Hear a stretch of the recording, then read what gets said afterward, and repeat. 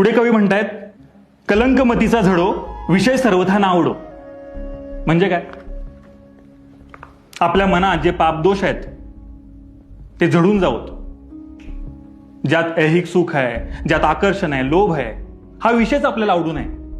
त्यापासून आपण दूर राहावं. म्हणजे नेमक्या कुठल्या गोष्टी सर? म्हणजे बघ, आपल्या वयानुसार किंवा परिस्थितीनुसार आपल्याला अनेक गोष्टींचं आकर्षण होत असतं. ज्यात पैसा आला, प्रसिद्धी आली. आता तुम्ही ज्या वयात आहे ना, त्यात तुम्हाला एकमेकांबद्दल आकर्षण होऊ शकतं, पण त्याच्या आहारी जाण्याची ही वेळ नाही.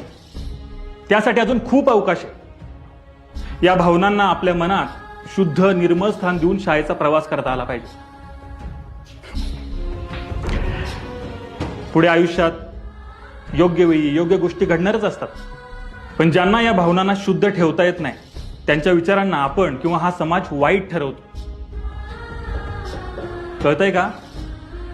आणि मुळात आपल्याला जे म्हणायचंय ते नीट समजून उमजून व्यक्त झालं पाहिजे. उगच मनात आलं आणि कसंही वागलो असं करता कामा नये. असं केलं तर आपण स्वतःचाच विनाश करण्यासाठी कारणीभूत ठरेल. आणि शाळेत जर हे असं घडत असेल तर मुलींचे आई वडील त्यांना शाळेत पाठवतील का, मला सांगा बरं.